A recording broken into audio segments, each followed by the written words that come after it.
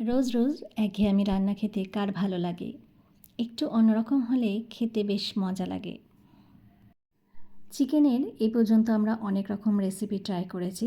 আজকে একদম অন্য ধরনের একটি নতুন রেসিপি বানাবো।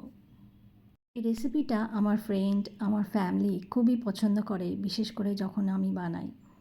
এখানে আমি কতগুলো বেবি কর্ন নিয়ে নিয়েছি। সেগুলোকে ছোট ছোট করে এরকম স্লাইস করে করে কেটে নিচ্ছি। চেষ্টা করবেন একটু পাতলা পাতলা করে স্লাইস করে কাটতে।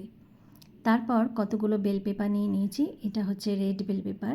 বেল পেপারগুলোকে একদম কিউব কিউব করে কেটে নেব। এর মাঝে যে সিডটা আছে সেই সিডটাকে ফেলে দেব। আর yellow bell pepper, green bell pepper এই সবগুলোকে নিয়ে নিয়েছি। সবগুলোকে এই একইভাবে কেটে নেব কিউব আকারে। এরকম করে কাটলে দেখতে বেশ ভালো লাগে আর কুকটাও ভালো মতো হয়। তো সবগুলোকে আমি এরকমভাবে কেটে নিয়েছি। এখানে আমি 500 গ্রামের মতো চিকেন নিয়ে নিয়েছি। এখানে বোনলেস চিকেন নিয়ে নিই, উইথ বোন নিয়েছি, কিছুটা বোনলেসও নিয়েছি। তো আপনারা চাইলে শুধুমাত্র বোনলেস দিয়েও করতে পারেন। নুন দিয়ে দিলাম আর এখানে লেবুর রস ব্যবহার করব। হাফটা লেবু পুরো এর মধ্যে দিয়ে দিলাম।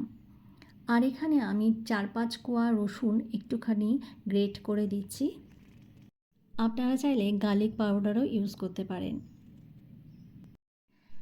1 চামচ পরিমাণ আমি এখানে ব্ল্যাক পেপার দিচ্ছি, গোলমরিচের গুঁড়ো।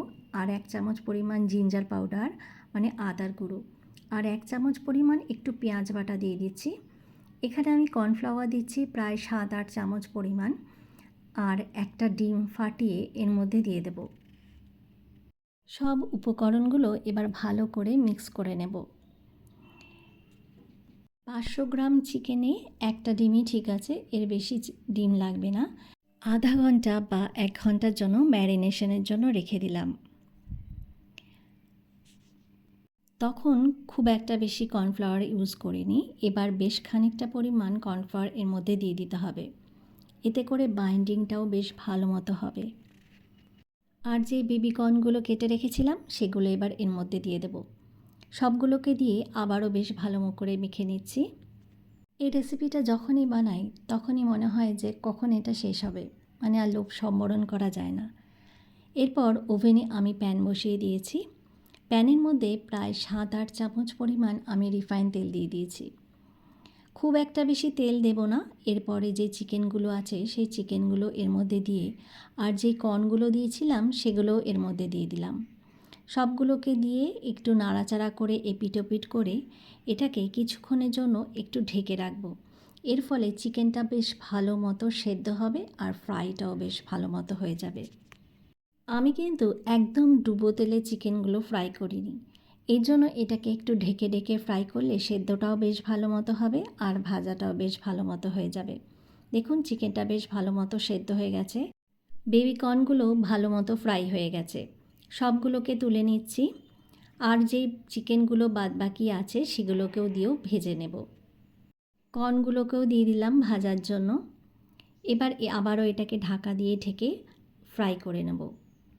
চিকেন ফ্রাই করতে খুব একটা বেশি তেল প্রয়োজন হয় না। দেখবেন ভাজার পরে তেলটা যেন রয়েই গেছে। এইভাবে সবগুলোকে ভেজে নেওয়ার পরে আবারও তুলে নিলাম।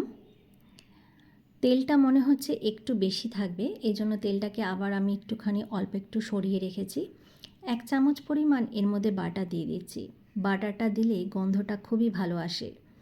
আর এখানে আমি 3 চামচ পরিমাণ একটুখানি রসুন গ্রেট করে রেখেছিলাম, সেটাকে একটু ফ্রাই করার জন্য দিয়ে দিলাম। কিউব আকারে কতগুলো পেঁয়াজ কেটেছি সেগুলোকেও দিয়ে দিলাম। সবগুলোকে দিয়ে একটু বেশ নাড়াচাড়া করে নেব। আর যেই বেল পেপারগুলো কেটেছিলাম লাল হলুদ সবগুলোকে এবার দিয়ে দেব।